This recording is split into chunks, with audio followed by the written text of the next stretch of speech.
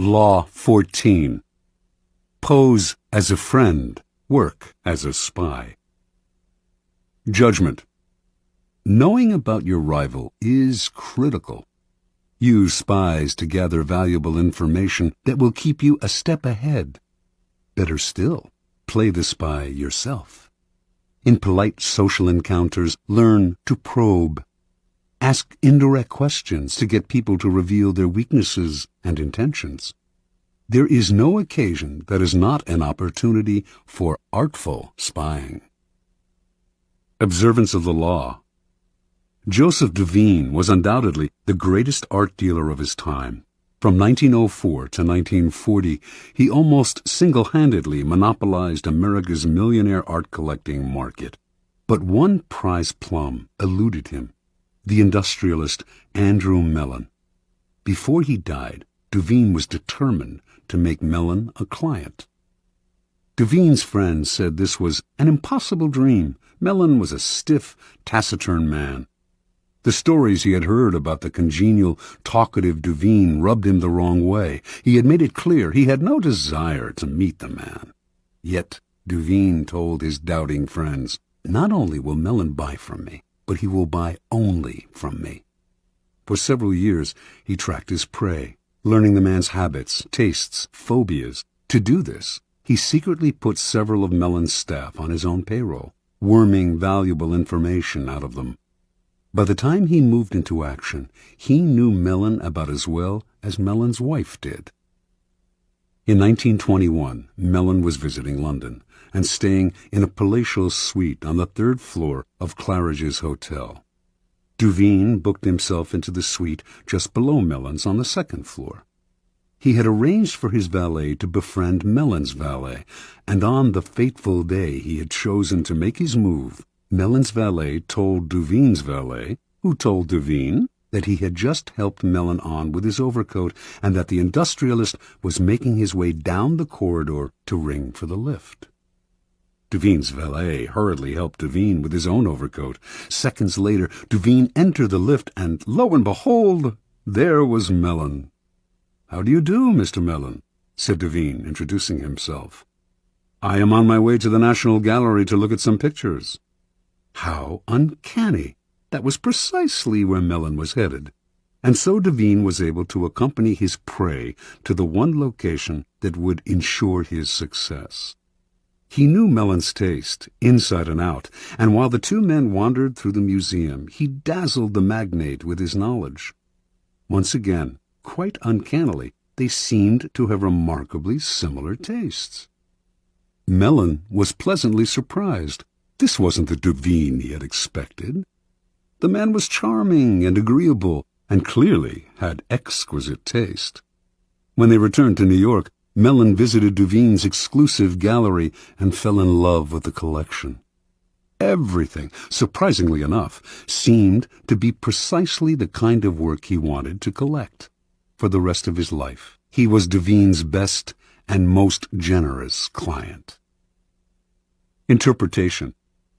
A man as ambitious and competitive as Joseph Duveen left nothing to chance. What's the point of winging it, or just hoping you may be able to charm this or that client? It's like shooting ducks blindfolded. Arm yourself with a little knowledge and your aim improves. Mellon was the most spectacular of Duveen's catches, but he spied on many a millionaire. By secretly putting members of his clients' household staffs on his own payroll, he would gain constant access to valuable information about their master's comings and goings, changes in taste, and other such tidbits of information that would put him a step ahead. A rival of Duveen's, who wanted to make Henry Frick a client, noticed that whenever he visited this wealthy New Yorker, Duveen was there before him, as if he had a sixth sense. To other dealers, Duveen seemed to be everywhere, and to know everything before they did.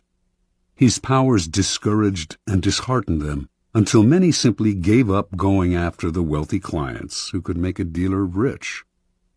Such is the power of artful spying. It makes you seem all-powerful, clairvoyant. Your knowledge of your mark can also make you seem charming, So well can you anticipate their desires. No one sees the source of your power, and what they cannot see, they cannot fight. Keys to power. In the realm of power, your goal is a degree of control over future events. Part of the problem you face, then, is that people won't tell you all their thoughts, emotions, and plans. Carefully controlling what they say, they keep the most critical parts of their character hidden, their weaknesses, ulterior motives, obsessions. The result is that you cannot predict their moves and are constantly in the dark. The trick is to find a way to probe them, to find out their secrets and hidden intentions without letting them know what you are up to. This is not as difficult as you might think. A friendly front will let you secretly gather information on friends and enemies alike. Let others consult the horoscope or read tarot cards. You have more concrete means of seeing into the future. The most common way of spying is to use other people, as Devine did.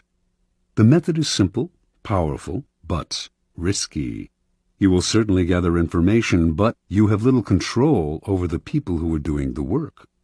Perhaps they will ineptly reveal your spying, or even secretly turn against you.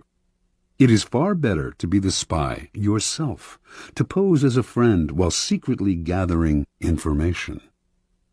During social gatherings and innocuous encounters, pay attention. This is when people's guards are down. By suppressing your own personality, you can make them reveal things. The brilliance of the maneuver is that they will mistake your interest in them for friendship, so that you not only learn, you make allies. Nevertheless, you should practice this tactic with caution and care. If people begin to suspect you are worming secrets out of them under the cover of conversation, they will strictly avoid you. Emphasize friendly chatter, not valuable information. Your search for gems of information cannot be too obvious, or your probing questions will reveal more about yourself and your intentions than about the information you hope to find.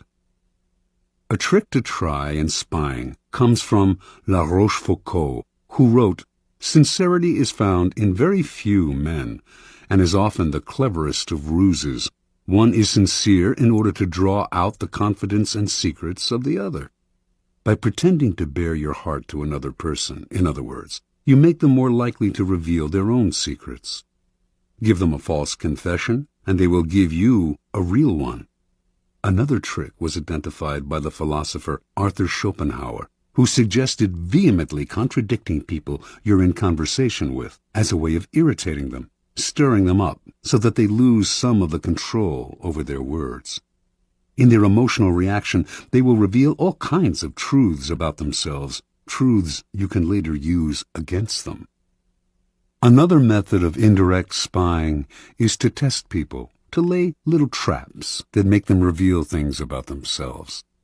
Khosroes II, a notoriously clever 7th century king of the Persians, had many ways of seeing through his subjects without raising suspicion.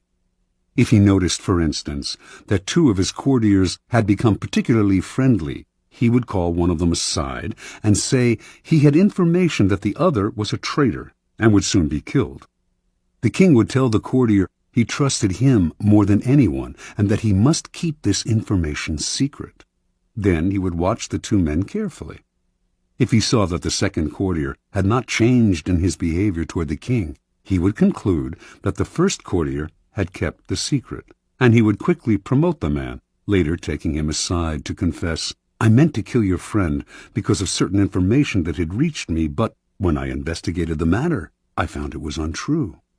If, on the other hand, the second courtier started to avoid the king, acting aloof and tense, Khosroes would know that the secret had been revealed.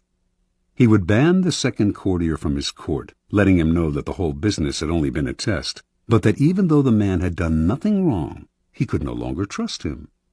The first courtier, however, had revealed the secret, and him Khosroes would ban from his entire kingdom. It may seem an odd form of spying that reveals not empirical information, but a person's character. Often, however, it is the best way of solving problems before they arise. By tempting people into certain acts, you learn about their loyalty, their honesty, and so on. And this kind of knowledge is often the most valuable of all. Armed with it, you can predict their actions in the future.